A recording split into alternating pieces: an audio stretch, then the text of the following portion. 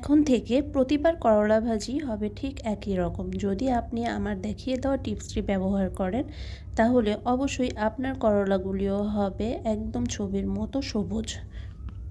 শুরুতেই আমি তেলে চিংড়ি ও শুকনো মরিচ টেলে নিচ্ছি, এরপর দিয়ে দিলাম পেঁয়াজ, এর সাথে দিয়ে দেব করলা এবং আলু যেটি আমি আগেই একটু পানির মধ্যে ভিজিয়ে রেখেছিলাম। ওখান থেকে উঠিয়ে দিয়ে দেব, এক্সট্রা আর কোনো পানি দিব না। উঠানোর সময় যে পানিটুকু চলে আসবে ওটার সাথে ওই পানিটুকুই থাকবে। এরপর এর মধ্যে একে একে দিয়ে দেব লবণ, জিরে, হলুদ, মরিচ গুঁড়ো। এরপর এগুলোকে একসাথে মিশিয়ে রেখে দেব একদম 3 মিনিট পর্যন্ত মিডিয়াম হাই ফ্লেমে। আপনাদের করলার পরিমাণ যদি বেশি হয় তাহলে আপনারা ফুল ফ্লেমে দিয়ে বসিয়ে রাখবেন 3 মিনিট।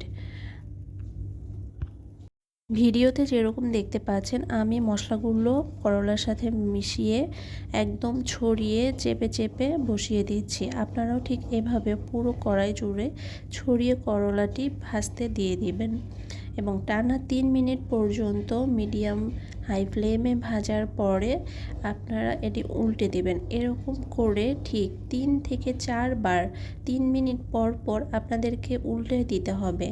যদি আপনি এই প্রসেসটি ফলো করতে পারেন তাহলে অবশ্যই আপনার করলাও হবে আমার করলার মতো দেখতে একদম সবুজ এবং রান্নাটা হবে অসাধারণ এবং এটি অনেক ক্রিস্পি হবে, যেটি খেতে আপনাদের অবশ্যই অনেক ভালো লাগবে।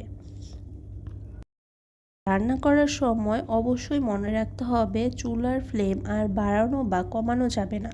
প্রথম থেকে শেষ পর্যন্ত আপনার চুলার ফ্লেম যেন অবশ্যই সেম থাকে সেই দিকে খেয়াল রাখবেন। আমি আমার চ্যানেলে প্রতিদিন ঘরোয়া আইটেমগুলোর টিপস দিয়ে থাকি। যদি আপনারা আমার প্রতিদিনের রেসিপিগুলো আপডেট পেতে চান তাহলে অবশ্যই আমার চ্যানেলের সাথে থাকবেন এবং সাবস্ক্রাইব করে আমাকে উৎসাহিত করবেন। প্রতিদিনের রান্নাকে সহজ ও সুন্দর করার জন্য আমি আপনাদের পাশে আছি। আর করলা আপনারা যত কম নাড়াচাড়া করে রান্না করবেন এটি খেতে ঠিক ততটাই স্বাদ হবে। আমি এই করলাটি টোটাল 4 বার নেড়েচেড়ে রান্না করেছি এবং আমার সময় লেগেছে সম্পূর্ণ 11 মিনিট। আপনাদেরও ঠিক 11-12 মিনিট এই সব পর্যন্ত সময় লাগবে।